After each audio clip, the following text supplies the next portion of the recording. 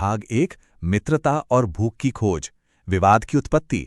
मिलिए हमारी कहानी की हीरोइनों से, मीना और टीना।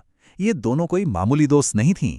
इनकी दोस्ती की तो पूरे गांव में मिसालें दी जाती थीं। साथ खेलना, साथ रहना, सब कुछ एकदम बढ़िया चल रहा था, जब तक कि अचानक से बहुत जोर की भूख नहीं लग गई और बस यहीं से सारा खेल पलट गया। खाना ढूंढने की इस जद्दोजहद में किस्मत से मीना की नज़र एक गोल गोल एकदम गरम गरम रोटी पर पड़ती है। अब भूख इतनी तेज थी कि मीना से रहा नहीं गया और उसने वो स्वादिष्ट रोटी अकेले ही खानी शुरू कर दी। अपनी जिगरी दोस्त टीना को पूछा तक नहीं। अब टीना भी तो भूखी थी ना। उसने तुरंत अपना हिस्सा मांग लिया। जब चीज एक हो और चाहने वाले दो, तो भाई चिंगारी तो भड़केगी। और यहीं से आता है हमारा दूसरा पड़ाव, रोटी और विभाजन विवाद, एक असफल समाधान। देखिए, जब बिना ठीक से बात किए जल्दबाजी में किसी चीज का बंटवारा होता है ना, तो गड़बड़ होना लगभग तय है। टीना के हिस्सा मांगने पर मीना ने रोटी तोड़ने का फैसला तो कर लिया, पर भूख और जल्दबाजी में इंसान निष्पक्ष कहाँ रह पाता है। और ये बात इस घटना से बिल्कुल साफ हो जाती है। मीना ने जल्दबाजी में रोटी तोड़ी और वो 2 बराबर हिस्सों में बिल्कुल नहीं टूटी। एक तरफ था मीना का बड़ा टुकड़ा और दूसरी तरफ टीना के लिए बचा छोटा टुकड़ा। मीना ने बड़ा हिस्सा खुद रख लिया। बस फिर क्या था, भूख ने दोस्ती को साइड में रख दिया और दोनों के बीच म्याऊं म्याऊं करके एक भयंकर बहस छिड़ गई। इस बहस में मीना का एक डायलॉग बड़ा ही दिलचस्प है। उसने चिढ़कर कहा, तुम हर चीज में छोटा बड़ा ढूंढती रहती हो, मतलब गलती भी खुद की और गुस्सा भी टीना पर। यह देखना वाकई हैरान करने वाला है कि कैसे जरा सी भूख और अन्याय के एहसास ने पल भर में उनके पक्के वाले विश्वास को तोड़कर रख दिया। वे दोनों भूल गई कि वो कितनी अच्छी दोस्त थीं। अब जब 2 लोग लड़ रहे हों तो तीसरे की एंट्री तो बनती ही है। भाग 3 चालाक बबलू बंदर का प्रवेश, एक तीसरे पक्ष का मध्यस्थ। ऊपर पेड़ पर बैठा एक बेहद नटखट और शातिर बंदर बबलू ये सारा तमाशा देख रहा था। उसके चेहरे पर एक बहुत ही चालाक मुस्कान थी। उसे पता था कि बिल्लियों की इस लड़ाई में उसका बहुत बड़ा फायदा छिपा है। तो बबलू ने क्या किया? उसने इस मामूली से झगड़े को एक बेहद गंभीर मुद्दा घोषित कर दिया। ऐसा करने से उसे खुद को एक निष्पक्ष जज यानी एक थर्ड पार्टी आर्बिट्रेटर बताने का शानदार मौका मिल गया।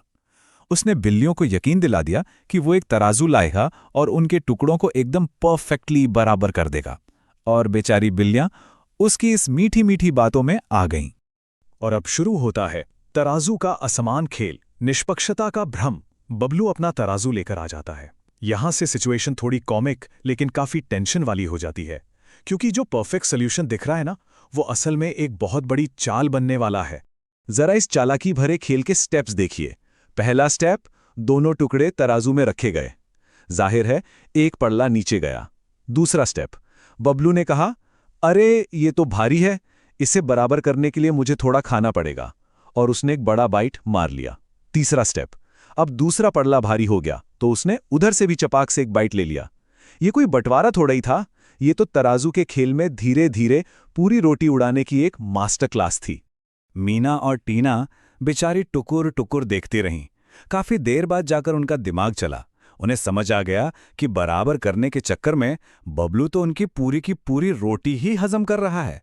टुकड़े इतने छोटे हो गए थे कि बिल्लियां घबरा गईं। उन्होंने गिड़गिड़ाते हुए कहा कि बस करो भाई, हम ये बचे हुए छोटे छोटे टुकड़े खुद ही बांट लेंगी, प्लीज अब और मत खाओ। लेकिन बबलू तो बबलू था, पूरा प्रोफेशनल।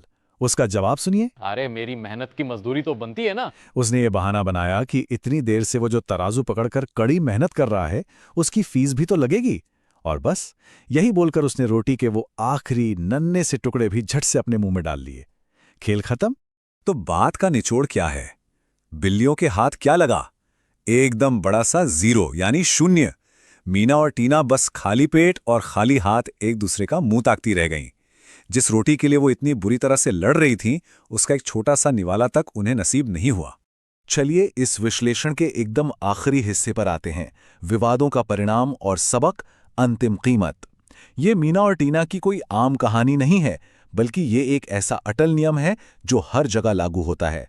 जब भी आपस में फूट पड़ती है तो उसकी एक बहुत ही भारी कीमत चुकानी पड़ती है।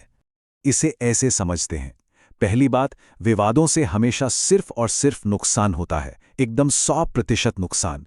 दूसरी बात, जब भी घर के अंदर लड़ाई होती है तो बाहर वाला हमेशा उसका फायदा उठा ले जाता है, ठीक उस चालाक बबलू बंदर की तरह जो बस ऐसे ही मौके की ताक में रहता है।